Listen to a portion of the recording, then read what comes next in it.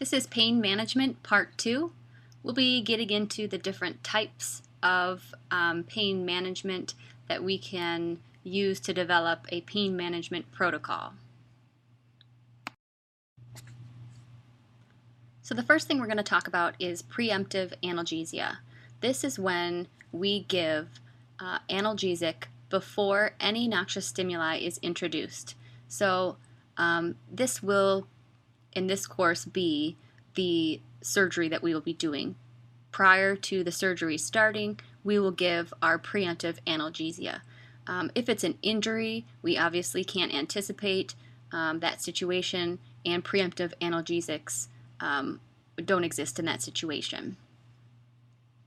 When we use preemptive analgesics, we can actually decrease the doses of the analgesics that will follow during surgery, post-operatively, during the hospital stay. We're able to decrease those doses if we can start with preemptive analgesics. It also will help decrease the likelihood of wind-up. Some of our animals are in pain before the surgery begins, and we should anticipate that there will be surgical pain as well.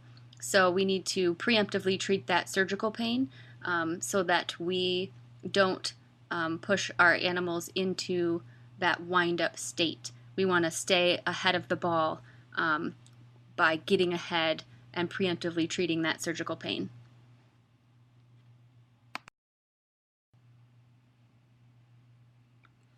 Another phenomenon that we deal with is something called the ceiling effect. And this is where certain drugs have a quote-unquote ceiling dose. Once you get beyond this dose, there is no more additional pain-relieving effect on the patient. So once we get to a certain level, we have reached the ceiling for how much pain relief that drug is going to give the patient. It also works for some drugs with adverse effects, meaning that, for example, butorphanol can cause respiratory depression. However, at higher doses don't necessarily depress respiratory function further. So it can work both with analgesic effect and adverse effect.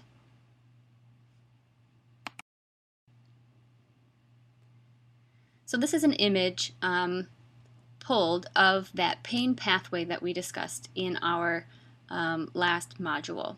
But what is different about this picture is that it actually shows at each step along the pain pathway which type of drug acts at that level of the pain pathway.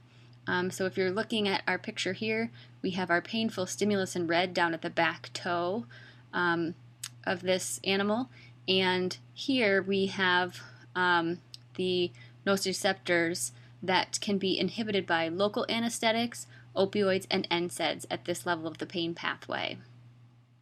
Moving up where along our pain pathway transmission is happening up to the spinal cord, this part of the pathway can be inhibited with local anesthetics and alpha-2 agonists.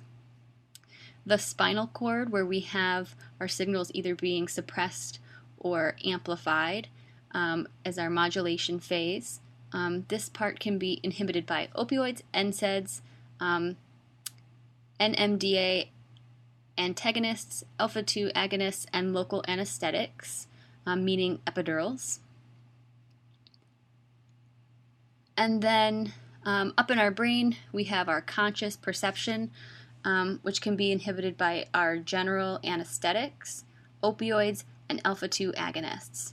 So the different classes of analgesic drugs work at different places along the pain pathway, and multimodal analgesia will give us the best response of pain control. So our goal of pain management is to target 2 or more of these receptors along the pain pathway. That's going to allow us to lower our doses of the drugs that we're using, which then in turn will decrease adverse effects if we're using lower doses of drugs and increase the safety. So multimodal therapy, which I mentioned in the last slide, is where we are targeting different areas of the pain pathway by combining therapies. This is more successful than just using a single agent treatment. And our different therapies include intravenous analgesia, transdermal, oral, epidural, local blocks, and intra-articular analgesia. So first we have epidural analgesia.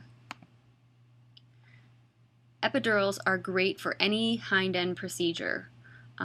Legs, the caudal end pelvis area of the spine, the tail.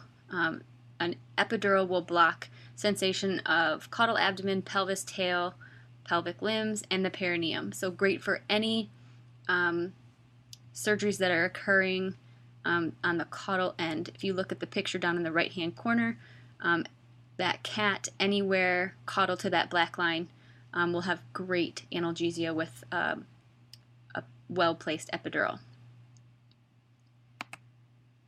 We do have two options for our epidurals: one-time epidurals and indwelling catheters. Our one-time epidurals are usually done prior to surgery. We use a specific type of epidural needle, inject it into the epidural space, give our drugs, and then remove the needle for our one-time dose. Indwelling catheters are similar, and we do place an epidural needle, like in the very top right-hand picture. But it's a different type of needle that's a little bit wider that allows us to feed a catheter through the hollow needle that will then remain in the epidural space. And in the second picture down, you can see the port that we attach to that epidural catheter that sticks to the outside of the animal's body with an injection port on it, which allows us to give repeated doses of epidurals through this epidural catheter right into the epidural space. So if we're doing a surgery that we know is going to be a painful surgery that's going to have prolonged pain postoperatively, an indwelling catheter is a great idea. We do have to be careful because there are some adverse effects with our epidurals. Depending on the types of drugs that are used, we can see hind-end weakness and urine retention. And oftentimes we see this more with our epidural catheters because we are continuing and repeatedly giving this epidural dose. Our next type is a local anesthesia, or blocks we call them. So we have splash blocks, infiltrative blocks, intra-articular blocks, nerve plexus blocks, and all of these in this list are considered local anesthesia or local blocks.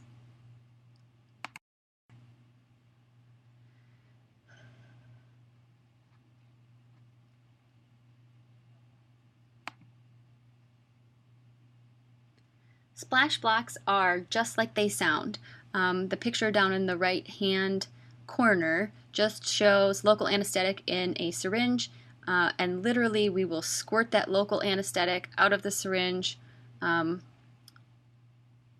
onto whatever our target tissue is to then allow for that local anesthetic to take effect.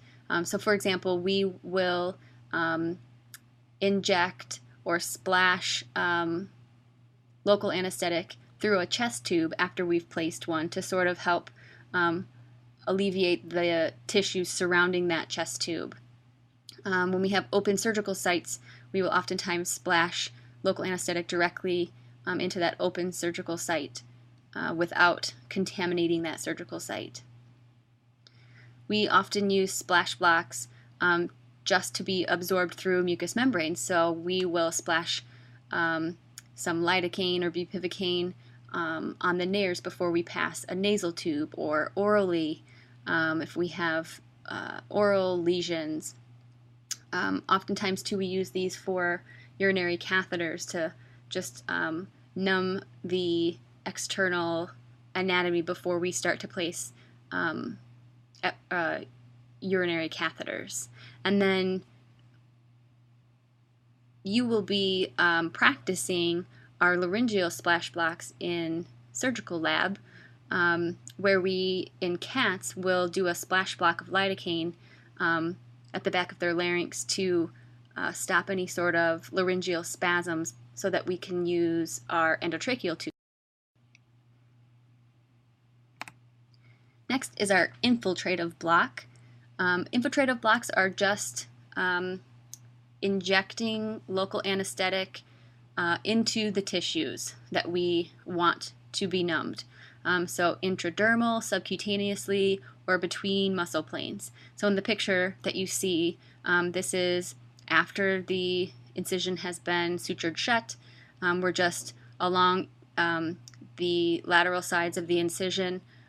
We'll place inject a little bit of these local anesthetics right into the tissues, just to give that incision some analgesia. Nerve block is where we inject in the proximity of the nerve. So a very common one that we use in veterinary medicine, and you guys will get to practice, are our dentistry blocks. We are blocking our nerves that are feeding our upper and lower jaws, and we're just getting as close as we can to those nerves and saturating those nerves with our local anesthetics. And then line blocks. Line block is a continuous line of local anesthetic placed in the subcutaneous tissues, and it'll be covering, that line will then cross over or cover numerous nerves. If that line completely encircles a structure, then it's called a ring block. So in the picture in the bottom right, you see a cat's paw, and the yellow lines are nerves, and then we have these blue needles that you can see that are signifying our local anesthetic line block, and we will inject a straight line across the dorsal portion of this animal's paw, covering those yellow nerves that you see on that aspect. And then on the caudal portion of the paw, we again will inject a straight line across those yellow nerves, covering all of those nerves that are running up and down the caudal side. So since we are completely encircling that limb with our line block, we call it a ring block, often used for declaws.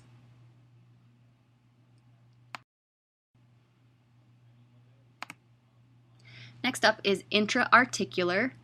So this, as it sounds, is injected directly into a joint, and usually this is done after the completion of a surgery.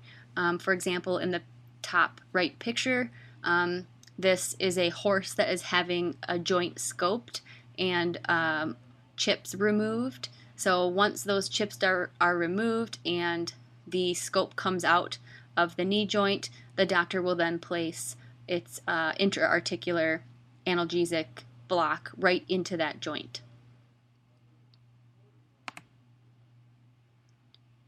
Next is nerve plexus. So a nerve plexus block is injected directly into a major nerve plexus. And a nerve plexus, remember, is just a bundle of nerves. So the bottom right picture is some local anesthetic being injected into a bundle of nerves, which just looks like a light-colored rope, which is a plexus of nerves before that limb is amputated. So this nerve plexus oftentimes is done intraoperatively, like this picture, and in certain situations, such as an amputation, it's an important step to avoid phantom pain postoperatively. So that's what's happening in the bottom right picture.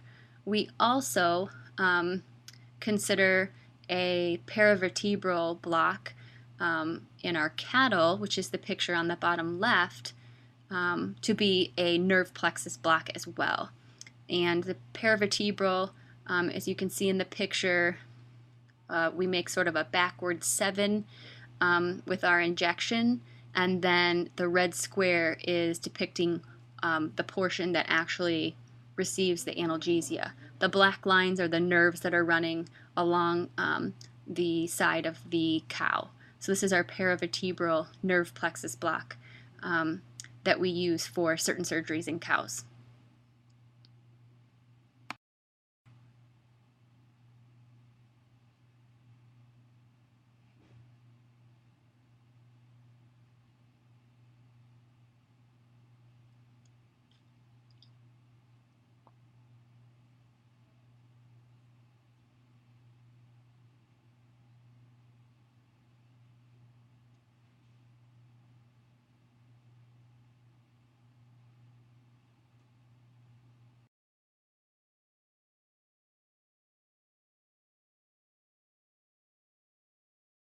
Is a large part of something we call palliative care, which is treatment that's designed to treat clinical signs and improve the quality of life rather than curing an illness.